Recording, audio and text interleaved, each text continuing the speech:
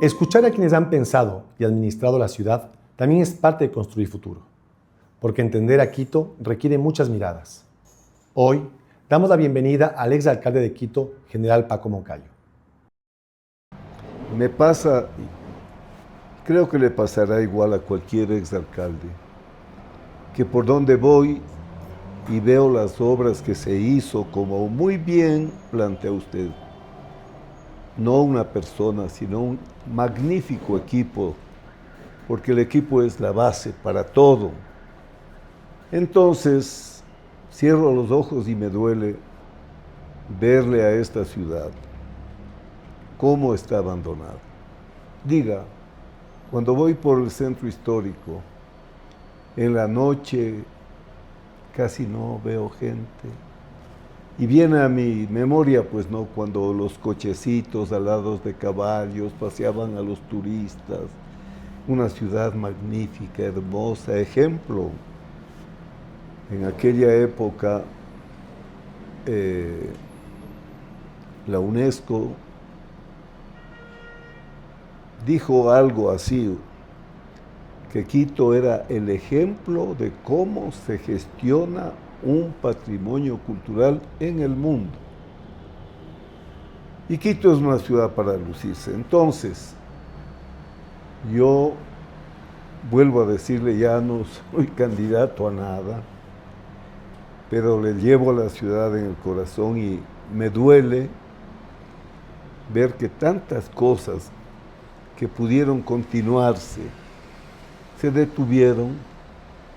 Algunas fue una lucha, no quiero decir heroica para no utilizar frases como el aeropuerto de Quito. Vea usted, ¿qué no hicieron para boicotearle a Quito el que tenga su aeropuerto? En fin, así le veo a Quito, le sueño a Quito, me duele Quito, y mis frases pues no tienen ningún sentido ya, porque no seré nunca candidato en la vida, en lo que me quede, pero sí siempre voy a estar pensando en esta ciudad.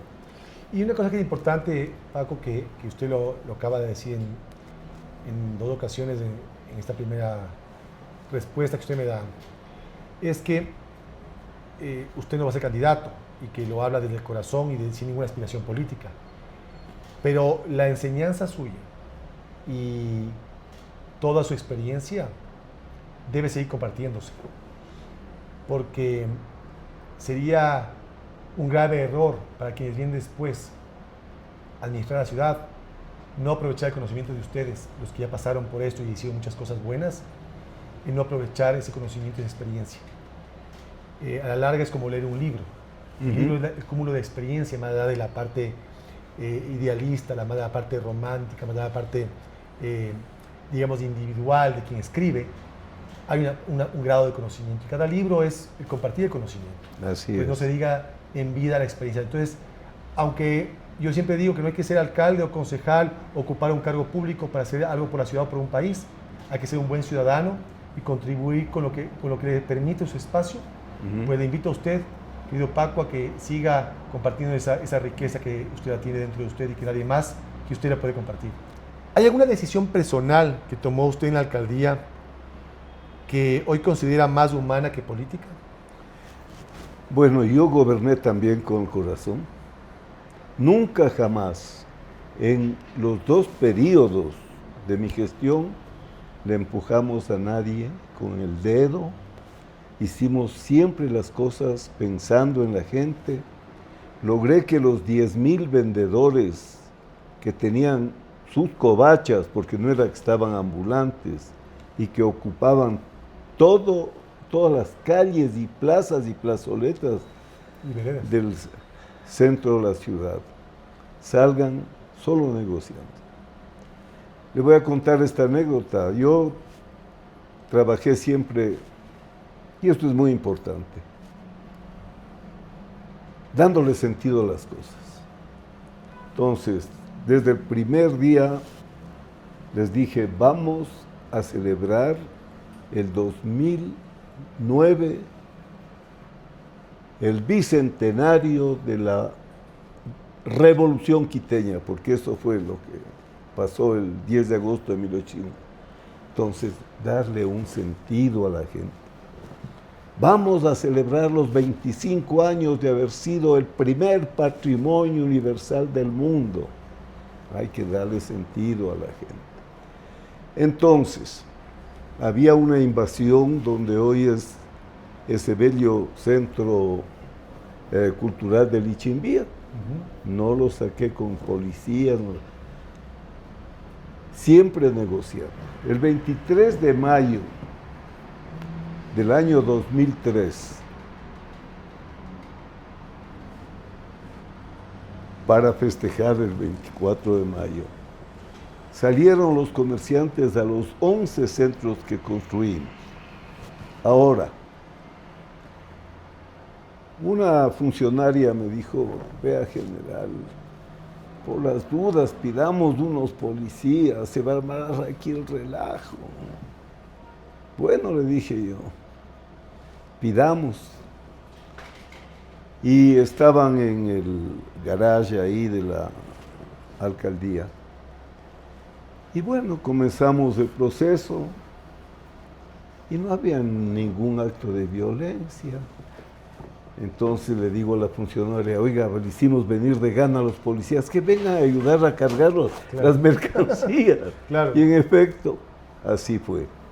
O sea, todo lo que hicimos fue como debe ser en una ciudad gestionada con una honda convicción democrática. Gobernar con la gente, ¿no? Cuando llegué había un ascensor, ¿no?, que decían, no, este es solo para el alcalde. ¿Y por qué? Claro. Si solo soy una persona más. Todo el mundo puede usar o sea, hay que llenarse de humildad, cosa que no se ve generalmente, ¿no? Y sabe que, de hecho, el servicio público, como su nombre lo indica, es esa convicción y mística que debe tener un ciudadano, un ser humano, con la humildad que usted dice, de entregar tiempo, conocimiento y esfuerzo hacia otros por el bienestar de esos otros. No esperando nada a cambio, más que la satisfacción del servicio, bien cumplido. Y en esa lógica creo que usted dejó esa huella como alcalde, porque, como usted bien dice, la ciudadanía valora esa gestión, y no porque usted haya esperado esa gratitud, porque, como le digo, la gestión pública no busca, el servicio público no busca per se un reconocimiento expreso, pero si es que lo hay, que mejor, ¿no? Y en esa lógica, Paco, de ese vínculo social, ¿usted piensa que la ciudad, que Quito, es una ciudad colaborativa, es una ciudad de hermandad, una ciudad que te invita como gestor, como alcalde, como concejal, como director o secretario de alguna área en particular, a trabajar en conjunto, o se ha vuelto una ciudad y sus habitantes se han vuelto más lejanos, más egocentristas, y donde esperan mucho pero no dan nada? Esta ciudad es cosmopolita. Somos un resumen del Ecuador. Llegan los censos. La gente se va a censar en sus ciudades de origen. Claro. Llegan las elecciones y van a votar en sus ciudades de origen. Usted eso podría considerarlo como negativo, pero no. Yo les planteé, porque además hay que hablar con la gente, yo les planteé que esto está muy bien, pero que necesitamos crear un sentido de pertenencia, un sentido de quiteñidad. En un segundo piso, sigues extrañando a tu bella Ibarra, pero aquí estás, aquí vives, aquí ganas tu sustento, aquí educas a tus hijos. Entonces, tienes que quererle a Quito. Y le decía, vean New York, hay chinos, rusos, africanos, pero I love New York. necesitamos quererle a esta ciudad. Pero hay que pasar del dicho al hecho. Ustedes recuerden, y eso fue iniciativa mía, el gran pesebre en el Panecillo. ¿Y por qué? Yo les decía, además porque yo hablaba todo el tiempo con la gente, les decía, miren, aquí hay una diversidad inclusive geográfica, porque la topografía de Quito es disruptiva. Pero como la familia en las Navidades se reúne para la novena en su casa, nosotros, la familia quiteña, vamos a rezar la novena con el pesebre más grande del mundo en el Panecillo. Y cada día de la novena iban una de las administraciones zonales y se responsabilizaba, llevaban así artistas, bueno, y se pasaba todo esto en los canales quiteños. ¿Qué quería el alcalde? Fortalecer la identidad quiteña. Ahora les voy a contar, todo lo que yo le cuento no es para hablar bien de mí, sino para hablar bien de Quito. Nos habíamos enfocado mucho en los objetivos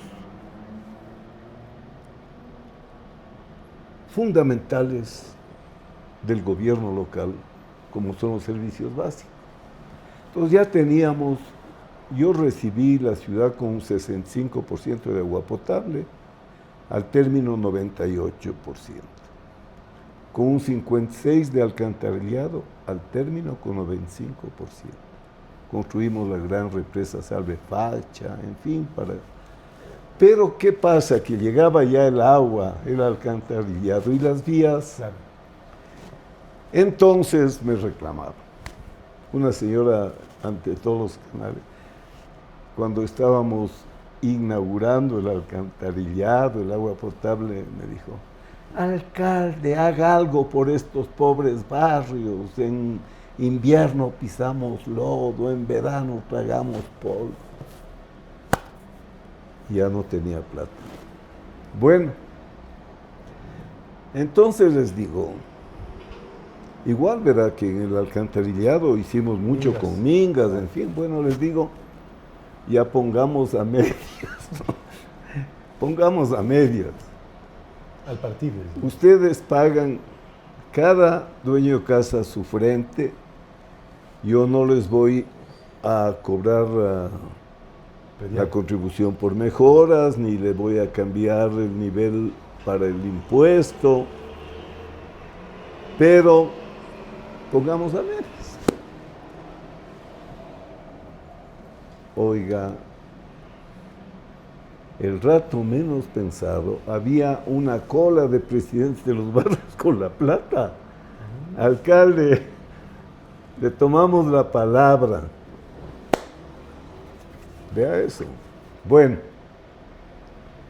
volé a Washington, al BID, que fue mi mejor socio, y les conté como les estoy contando ahora.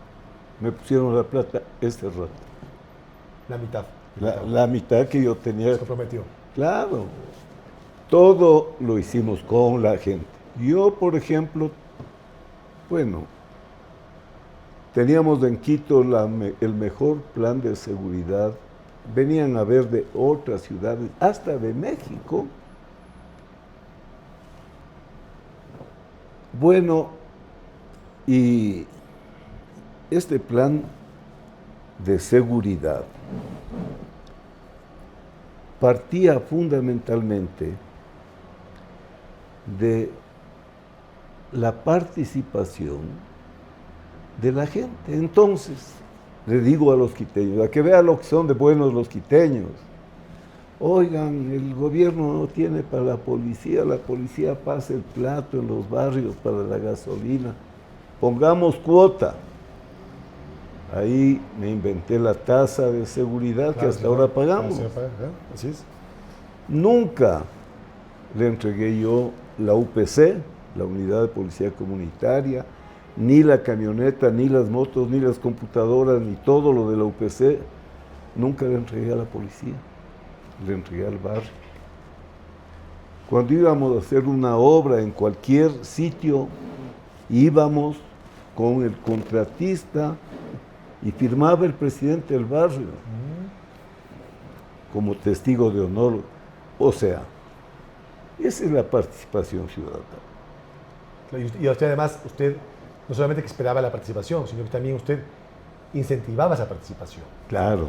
Y le hacía visible a la ciudad, porque le preguntaba esto porque efectivamente la participación ciudadana se toma ahora como un concepto etéreo, más vinculado a una ideología política que a una convicción cívica del ciudadano. Y creo que el político, o sea, yo estoy convencido que el político debe jugar un rol fundamental, porque primero con el ejemplo, y usted sin duda fue un ejemplo, porque no cualquiera que diga vamos a mitades va a tener esa acogida. Tú debes confiar en el gobernante, porque si no damos el ejemplo desde ese espacio que es, como usted decía, temporal, efímero, pero muy potente y muy importante, como ese espacio público a través de una elección popular como puede ser la alcaldía de Quito, si yo no doy el ejemplo y no demuestro que soy una persona que hago las cosas y cumplo mi palabra, no genero confianza. Y la confianza es parte fundamental de la política. Entonces, sin duda, usted pudo cosechar estas experiencias porque primero supo sembrar esta visión de un hombre honesto, de una gestión, de un equipo honesto, eficiente, y a la larga, con el tiempo, la gente palpó y dijo, apoyemos. Y un poco en esa lógica, yo quisiera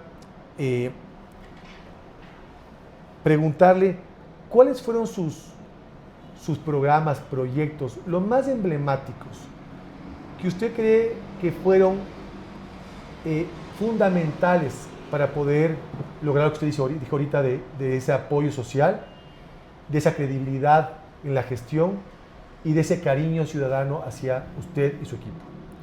Bueno, la verdad es que la ciudad es una empresa muy compleja y gestionar la ciudad requiere de una planificación muy estricta y además de una ejecución fiel a la planificación. Entonces, el proyecto de Ciudad de Quito. Nosotros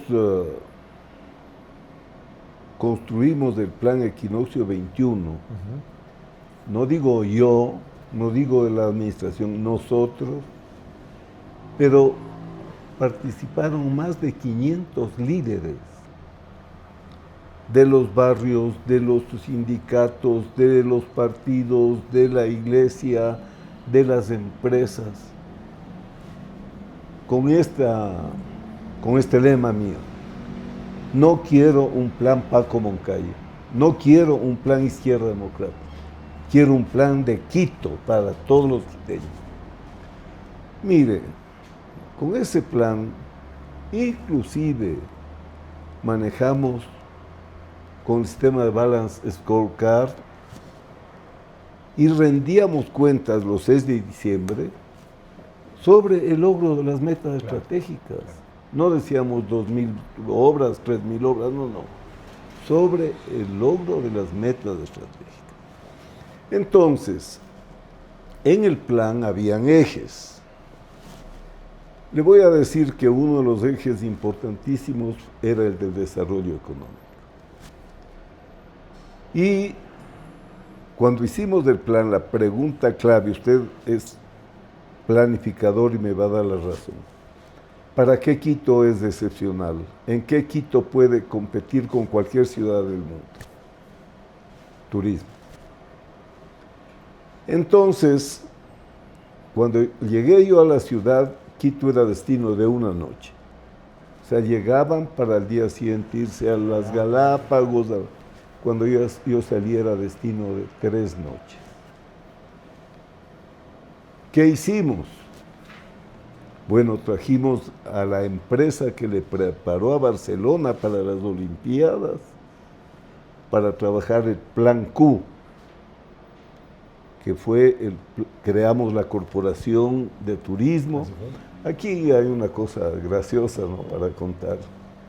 Vinieron los empresarios de turismo, cuando iniciaba yo mi gestión, a decirme: vea, general, que el tema del turismo y el municipio tiene que apoyarnos y todo lo demás.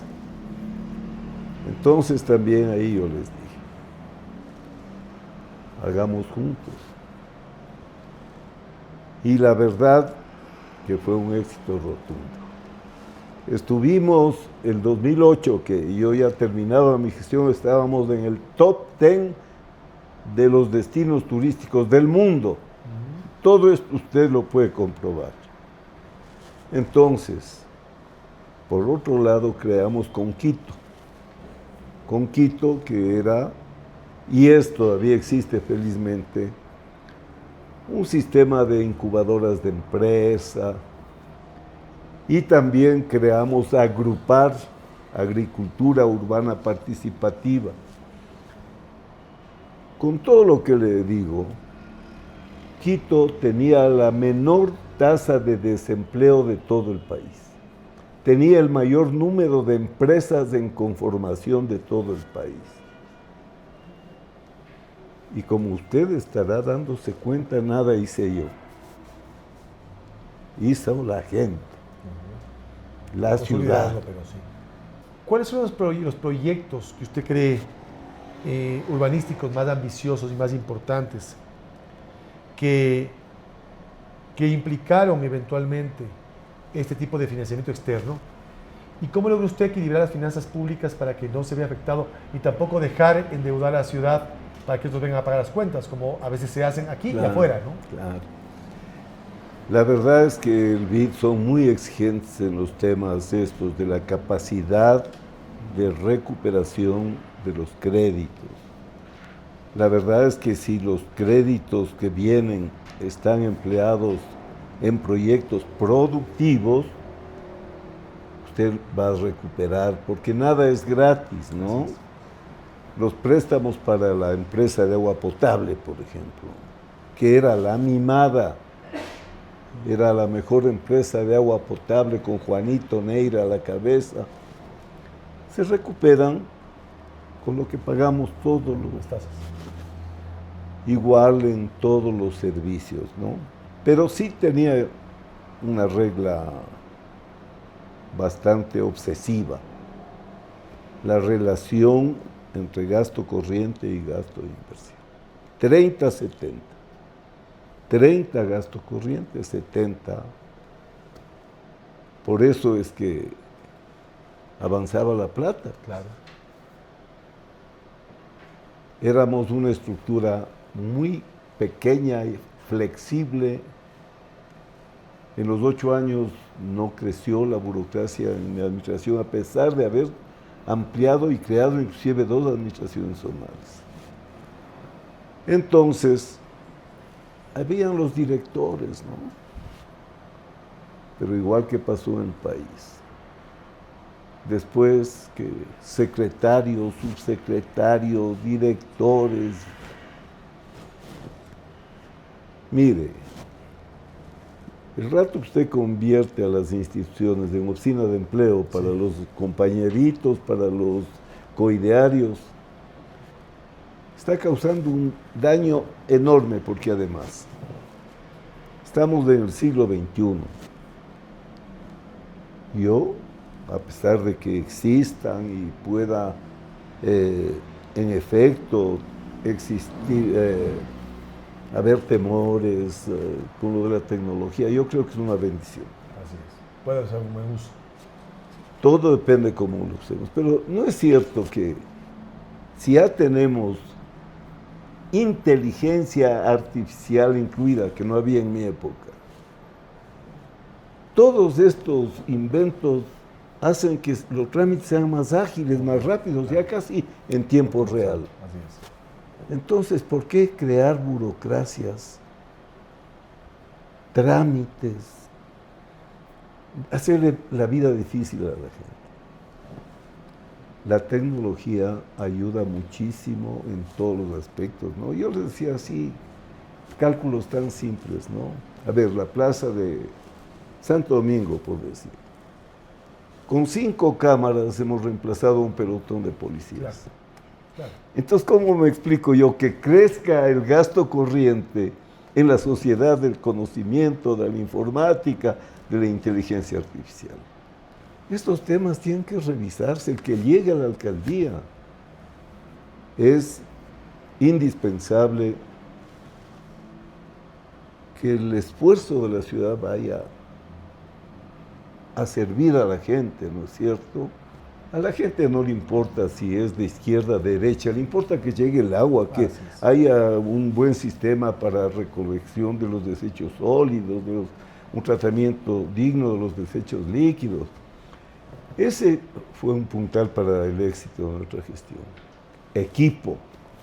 Y apertura. Consejo y alcalde, equipo. Así es. Entonces, usted se desgasta menos, la gente trabaja a gusto, todos empujando el carro en la misma, y todos orgullosos de ser de esta administración, Claro. no de la administración de Paco Moncayo, ni de la IDET, ni de la EP, no.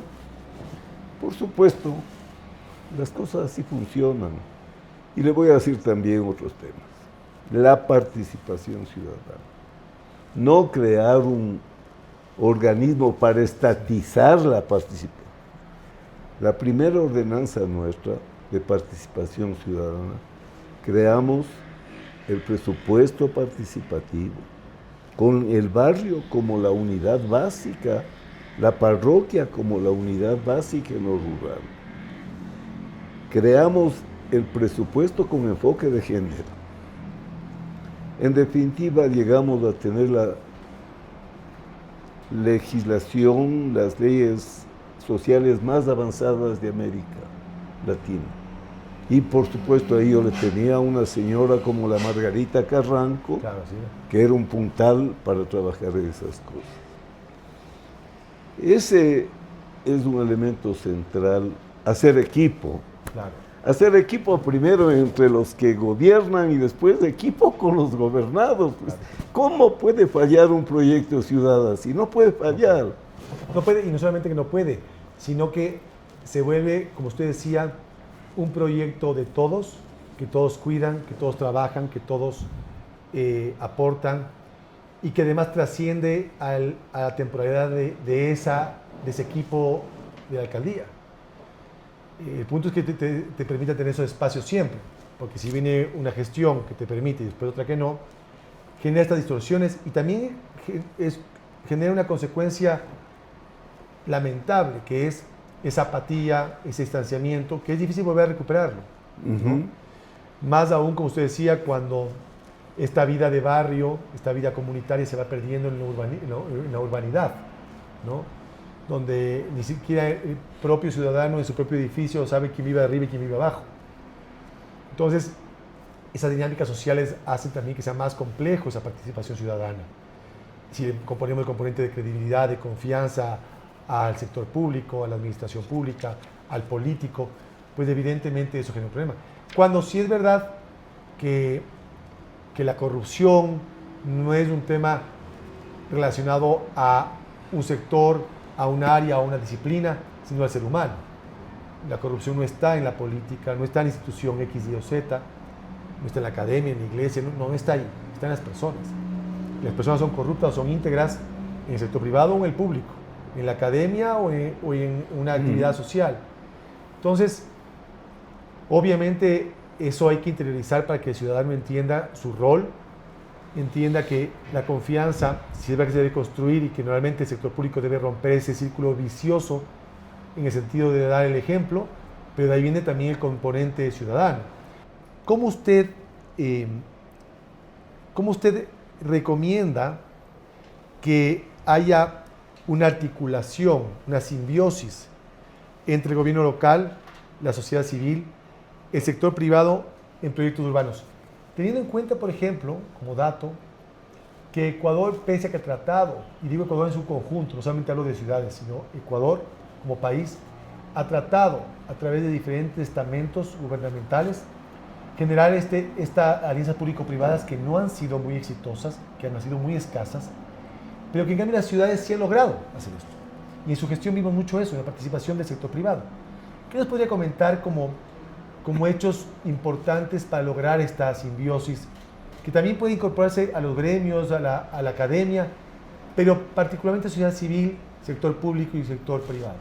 Claro, en el tiempo que fui alcalde, también fui presidente de la Organización Mundial de Ciudades y fui presidente del CIDEU, que es el Centro Iberoamericano de Planificación Estratégica Urbana.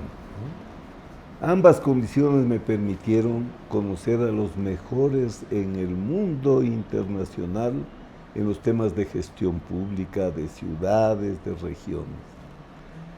Y el modelo que aplicamos en Quito fue un modelo de gestión público-privado. Cuando salí, los que me reemplazaron dijeron que yo he privatizado la ciudad. Mire, la participación público-privada es, a mi juicio, la estrategia fundamental para tener éxito. Lastimosamente, los seres humanos así somos. Lo que es público, lo que es del Estado, no es de nadie. Entonces, cuando usted logra, como en todos los aspectos de mi gestión, que trabajemos la sociedad real con la sociedad política, sumando esfuerzos, ahí usted cosecha los éxitos. No es que está privatizando la ciudad, pero lo que sí sucede es que deja que hagan, más bien estimula que hagan los privados aquello que lo van a hacer mejor, sin duda, que el Estado. Diga usted, el teleférico era un ejemplo. Oiga, qué lucha. Diga usted la diferencia en un aeropuerto como el que tenemos ahora, considerado en su segmento. Claro, porque hay aeropuertos inmensos también, pero en su serie, digamos, como el mejor de América Latina. Si yo le digo cuál fue la diferencia, ¿quién sabía? La Dirección de Aviación Civil, el Estado, y teníamos aquí un aeropuerto de llorar, apestaba.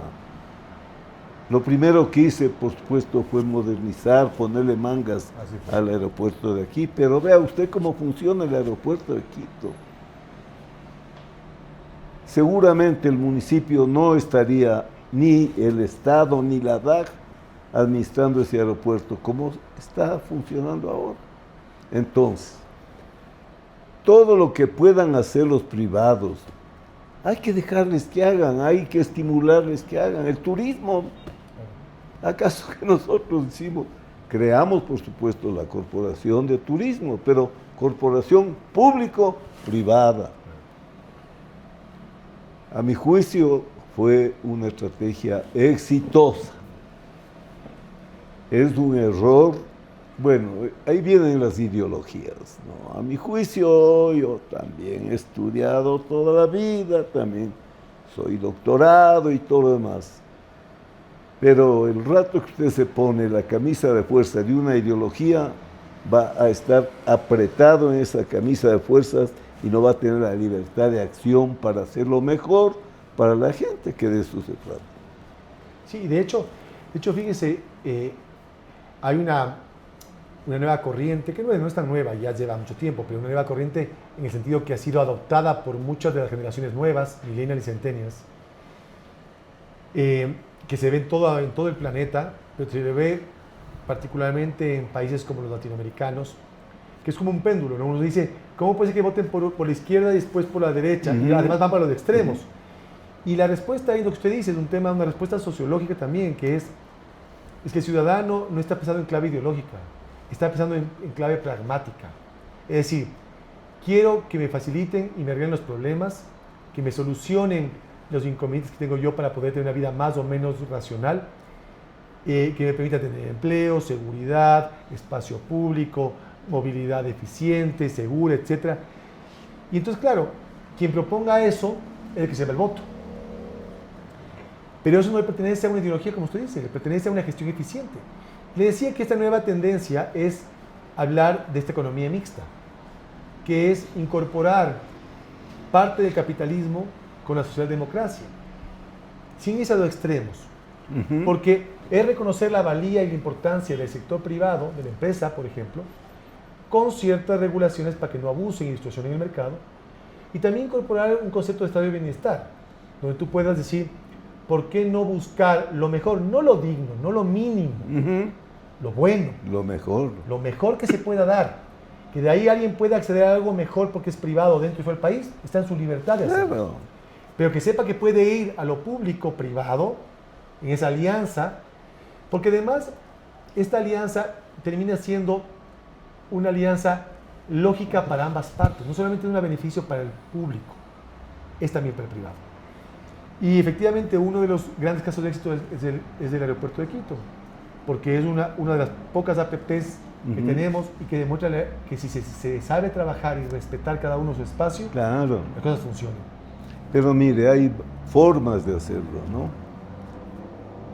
Por ejemplo, en la empresa municipal de agua potable, yo impuse que haya un representante de esta organización del consumidor, de la tribuna del consumidor. O sea, pero si ellos son los que pagan la planilla, tienen que estar tomando las decisiones. Un representante del sector rural, de las parroquias rurales. También es una forma de participación público-privada, poner a los privados a dirigir igual era en la empresa eléctrica, que era nuestra hasta que nos la quitaron la empresa eléctrica Quito. Allí, por ejemplo, estaban los industriales porque eran los grandes consumidores en el directorio. O sea, es otra visión. Claro. Lastimosamente, el momento en que usted pone, y por eso están fracasando las empresas estratégicas que funcionaron muy bien desde la dictadura militar. El rato que el Ejecutivo se las tomó y puso en el directorio 4 delegados del presidente, ya no es pública. Claro, y tampoco es democrática. No, No hay. simplemente No hay se ha privatizado en beneficio del que está gobernando. Correcto. Y hablan mal de la privatización cuando han sido los que han privatizado en beneficio propio lo que era de todos. Ya le digo, en nuestras empresas, a los directorios, organizaciones de la sociedad, de los propios barrios, en fin, hay muchas formas de alianza público-privada, ¿no? Pero no se puede el Estado en cualquiera de los niveles de gobierno centrar en sí mismo, porque se destruye a sí mismo, además. Claro, además que, primero que la lógica de una empresa pública, claro, salvo que sea un monopolio natural, como la seguridad, porque hay monopolios naturales que debe conservar el Estado. Claro, claro. Pero hay otros que es por su ineficiencia, porque no tiene la visión de lucro, no tiene visión de innovación y eficiencia propia que tendría la empresa privada, hace que tarde o temprano sea unos servicios o unos productos deficientes. Porque además la competencia, una cosa importante de la competencia, es que te incentiva, te empuja a innovar, a mejorar, en pro del beneficio del consumidor. Por supuesto. Entonces, sin duda, claro que eso pasa. Claro, mire, una empresa de agua potable. No era la empresa la que hacía todas las infraestructuras. Se contrataba, pero hay formas de hacerlo. Claro. Y le voy a decir dos ejemplos. cuando hablábamos de las calles para pavimentar, yo podía haber contratado a unas 2 grandes empresas y pavimentado en 6 meses, ¿no? No, nosotros hicimos adoquinados. ¿Por qué? Y ahí hay que acudir a Keynes, porque aquí no. Los unos dicen keynesianos y los otros enemigos. No, Keynes tenía la razón en muchas cosas. Adoquineras barriales. Entonces, del adoquín se hacía en el barrio, se generaba empleo, se ponía con pequeños empresarios, digamos, los chicos arquitectos, ingenieros recién graduados. Hicimos también las cosas que se sacaban los proyectos de aquí, que no hay como dividir, dice la ley, ¿no? Un proyecto en partes. Así es. Vea. Nosotros dividíamos en partes y nunca nadie pudo decir que en la medida de que se sacaba, diga usted, 30 proyectos de canalización o de cualquier, ¿no? Con sorteo. Los chicos, porque eso me gustaba, eran chicos, jovencitos, arquitectos, ingenieros, aprendiendo a ser empresarios. Entonces, con la tómbola número 25, adjudicado otra medida anticorrupción además. Claro. Porque ni ellos podían ir a ofrecer, ni el burócrata pedir. Oiga, hay que ser creativos, hay que ser imaginativos, no hay recetas, ¿no? Claro. O sea, público-privado, vea, es un mundo de cosas. Sí. Y yo le decía a la EMOB, en cambio. Y es un tema también de seguridad, porque sea un microempresario o una gran empresa, lo que quiere es certeza de que cumple lo que están ofreciendo y cumple el Estado, pagar lo que le corresponde en los tiempos establecidos. Claro. Porque si no puede hacer todo lo contrario, hacer quebrar y hacer huir del emprendimiento a mucha gente porque dicen no me vuelvo a meter nunca más. Es verdad que la normativa es una camisa de fuerza, pero como usted dice, había un profesor mío en la universidad que decía, que además fue uno de mis mentores, que decía, a la ley no hay que violarla, hay que enamorarla. Y era una frase que tenía su lógica, ¿no? Porque efectivamente cuando tú invitas a que participen gente que recién está empezando, no puede ser una experiencia traumática, porque estás haciendo todo lo contrario, estás logrando que no se fomente la proliferación de empresarios, de emprendimientos por miedo a fracasar y por miedo a vivir un calvario permanente, con Contraloría, etc. Entonces es verdad que la norma hay que cumplirla y hay que ser imaginativos, como usted dice, para buscar la forma de que sea lo más eficiente la contratación, lo más rápida, pero lo más transparente. Es verdad que la subdivisión está más enfocada en que haga contratos más a dedo y contrate directamente a quien yo quiera, no tanto a que tenga un número mucho más grande de posibles proveedores. Claro. Y además nativos, ¿no? Ahí viene el concepto de cooperativismo, las mingas que usted decía hace un rato, es decir, una colaboración privada, que no es la empresa grande, que es lo que siempre se sataniza, que tampoco tiene nada de malo. Y aprenden a ser empresarios de los ¿no? hechos, claro. Y además después cuidan su obra. Porque sí, a la larga, como usted decía, hay un problema serio y es que uno piensa que la cosa pública es de nadie. Y por eso hay tanta corrupción. Pero no porque la política, como decía, sea corrupta, sino porque si tienes más posibilidades de corromperte, porque tienes más posibilidades de hacer actos corruptos, como puede ser un tráfico de influencia, como puede ser un cohecho, un peculado como tipo penal, evidentemente, pues tú lo vas a hacer. El sector privado tiene una ventaja dentro de todo en ese sentido, y es que los accionistas, el directorio, están velando por sus intereses. Claro. Entonces tienen un mayor control. Claro. Pero cuando tú tienes la cosa pública que parece que es de nadie, pero que es de nadie, pues, aunque es de todos, y nadie controla, no hay un accountability público, los órganos de control no funcionan tan bien, obviamente es tierra de nadie que es propicia a una mayor proliferación de corrupción. Y una cosa que es importante, yo le cuento, Paco, que yo en mi vida, en mi último tramo de vida, en mis últimos 8 o 9 años, he venido vinculado al tema de compliance y lucha contra la corrupción aquí en Ecuador. Y una cosa que he sido muy reiterativo en los espacios que me han invitado a mí como panelista o a dar algunas palabras de inauguración de foros o congresos, es que la corrupción a quien más afecta es a la gente de escasos recursos. Porque la corrupción pública, me refiero, la corrupción pública supone que el dinero que yo podía haber usado para invertir, lo que usted decía, claro, invertir en servicios o bienes para los ciudadanos, termina en el bolsillo de terceros, de pocos, que ya tienen además muchas veces, y que además evita que yo termine construyendo eso que necesita el ciudadano, sobre todo el que menos tiene, como por ejemplo puede ser temas de salud, temas de educación, en vivienda o en infraestructura. Cuando el que más tiene, si no tengo esa obra, claro, voy al sector privado. Pero es obvio, ¿no es cierto? Entonces, pero eso que usted me dice que es obvio, muchas veces la gente no entiende. Claro. Y no se da cuenta el ciudadano que son los que menos tienen, los que más deben proteger al erario público, los que más.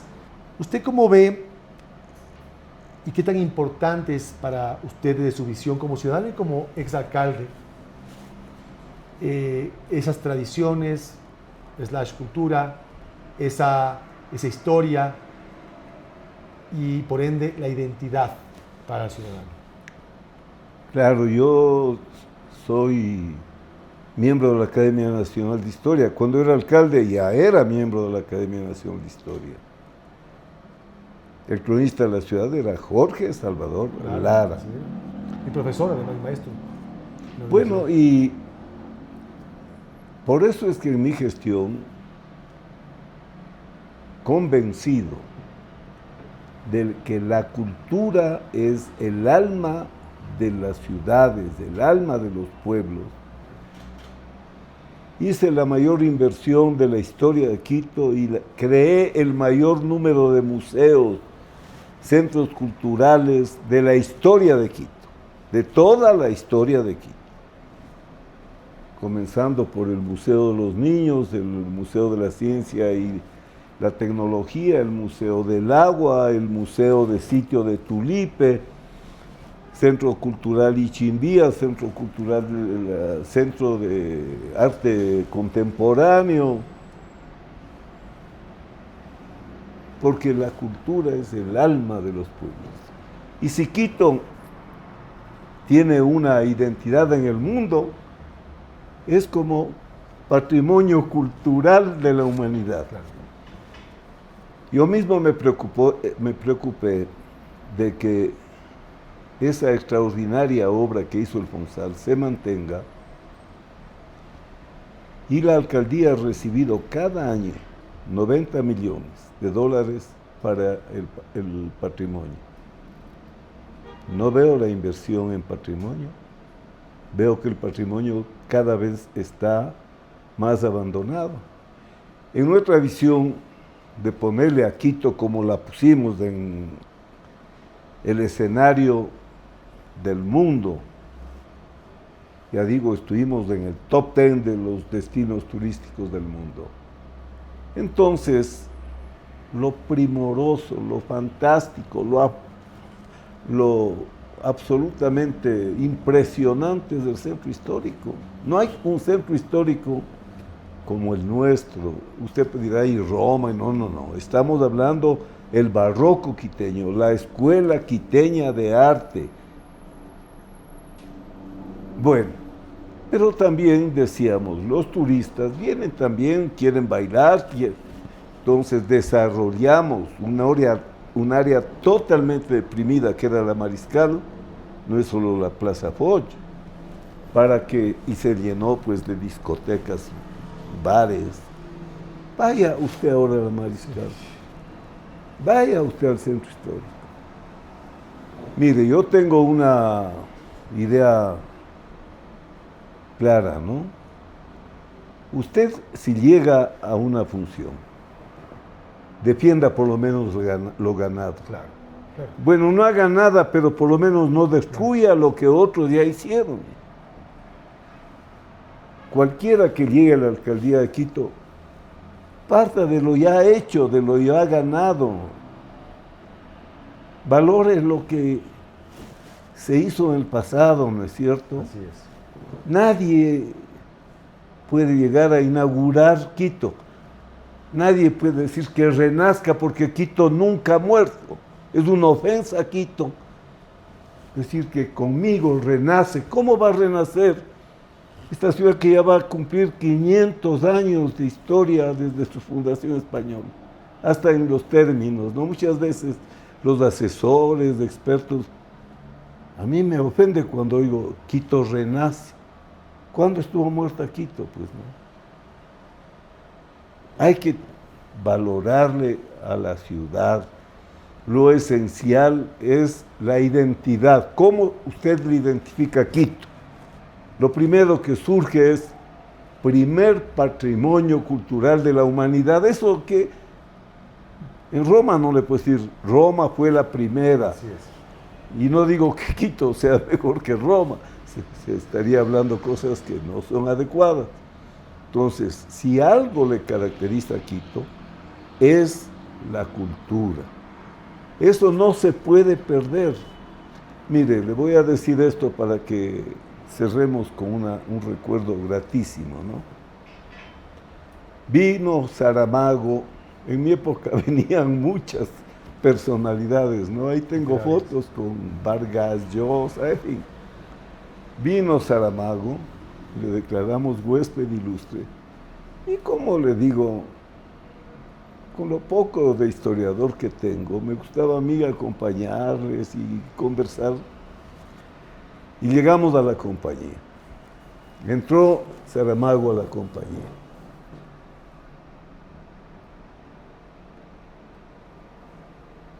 Se le vio en el rostro una transformación y se arrodilló. Fue un momento así de esos mágicos que uno vive, ¿no? Claro. Entonces se levantó y le hicieron firmar el libro de Distantes Ilustres. Y escribió, no se necesita ser creyente para no caer de rodillas ante esta maravilla. Eso tenemos nosotros. Claro. Eso no es del alcalde, no. Esas maravillas son de los quiteños. Una ciudad con el mayor número de museos, de centros culturales. Iglesias. Pero hay que cuidarle, conservarle. No porque hizo el otro hay que destruir a que se olviden. Lo peor que nunca se olvida. Claro. Entonces, estos son temas fundamentales, ¿no? Quito es ciudad de cultura.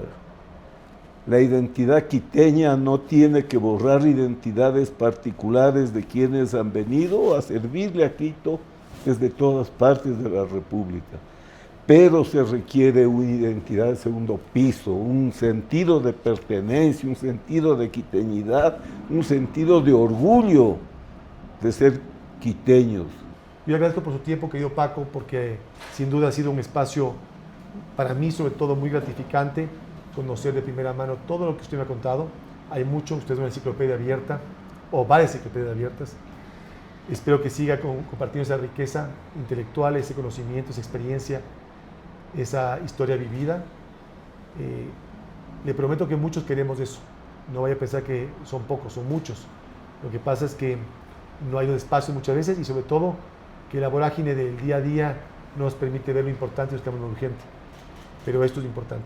Importante es ver la visión del prisma de ustedes, de quienes han tenido el honor, el privilegio de servir a la ciudad, desde ese espacio tan importante como es la alcaldía, pero también desde esa mística de ciudadano, de un buen ciudadano. Así que le agradezco por su tiempo. Gracias por haberme entrevistado y muchísimas gracias por permitirme hablar de esta ciudad que, como le digo, la llevo muy profundamente en mi corazón.